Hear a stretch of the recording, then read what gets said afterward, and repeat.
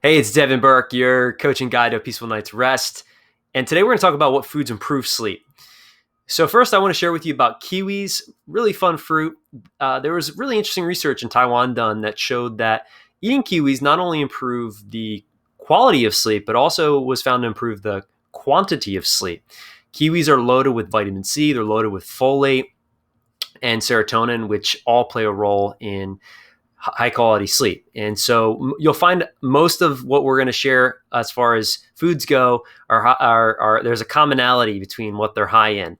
Now, tart cherry juice is high in melatonin, which is the sleep hormone, which helps us feel sleepy, which is released from the pineal gland in the presence of darkness.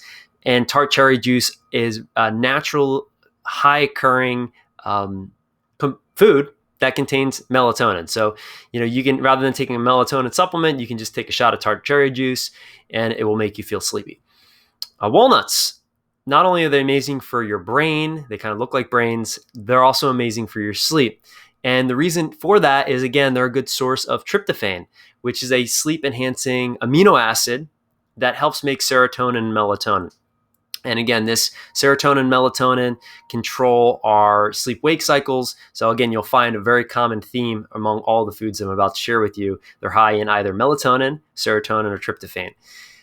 Turkey, everyone knows or is familiar with eating turkey on Thanksgiving and then taking a big nap. Or that might be because you eat too much and you eat a lot of sugar on Thanksgiving and then you crash. But turkey is a natural source of tryptophan. There's other proteins as well that are good sources of tryptophan, which again can help improve sleep quality. Chlorophyll, any green food, really anything that's good for your health is actually going to be good for your sleep, to be honest. Chlorophyll, or foods that are high in chlorophyll, like kale, like bok choy, like spirulina, chlorella, any food it's green contains chlorophyll, and chlorophyll is good for circulation, which is also good for our health, which is also good for sleep. Also, green foods are the number one thing that most of us lack in our diets. So just eating more salad, eating more green superfoods is a good idea. And again, what's good for our health is also good for our sleep, and vice versa. Salmon has natural occurring nutrients that help regulate serotonin and melatonin, also super high in protein, great for the brain. Pumpkin seeds, they contain actually 600 milligrams of tryptophan. And a good amount of zinc as well, I think 100 grams. And both of these, zinc and tryptophan, tryptophan turns into serotonin, which is a precursor for melatonin. Melatonin is a sleep hormone. So you'll see kind of most of these foods that I'm speaking about have a correlation with melatonin in some way, either from tryptophan or from serotonin. But all of these, again, are good for our health. And what's good for our health is also good for our sleep. Hummus is, again, high in tryptophan and serotonin, precursors for melatonin. And let's talk, before we close out this training, about foods that destroy our sleep, because I don't just want to share with you about foods that can promote sleep. You need to know what foods to avoid, because these foods destroy sleep.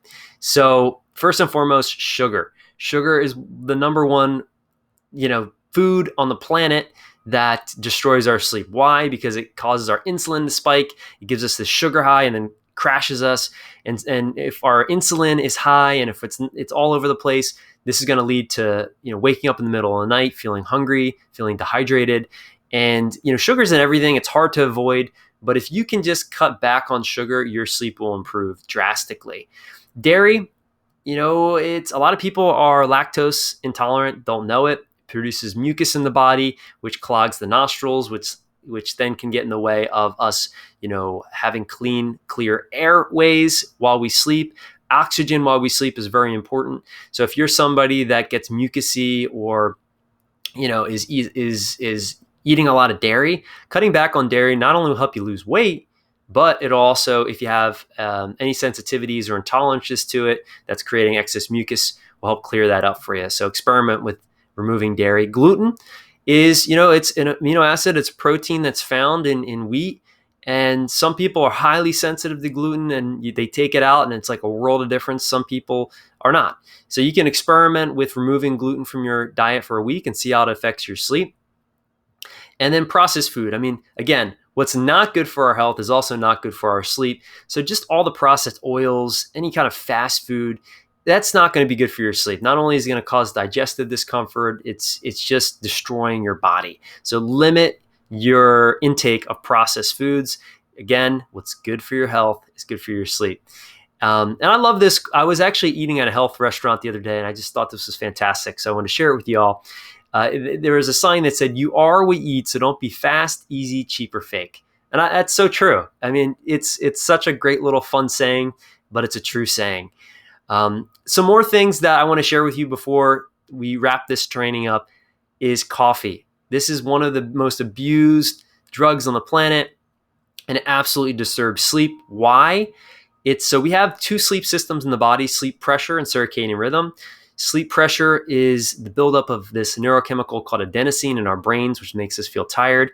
Caffeine, which is contained in coffee, blocks the receptor sites for adenosine and also disturbs the quality of our sleep. So cut back on caffeine. A cup of coffee in the morning is not going to make that big of a difference, but the half-life of caffeine is pretty long, 4 to 7 hours, depending on the strength of the coffee.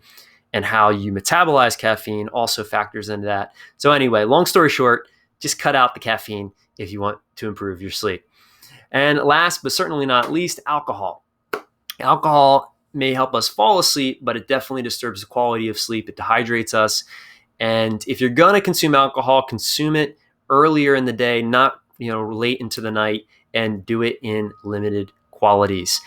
If you like this video, go ahead and like it. If you're new here, subscribe, share this with somebody you think needs to hear it, and leave a question or comment below, and I'll see you in the next video.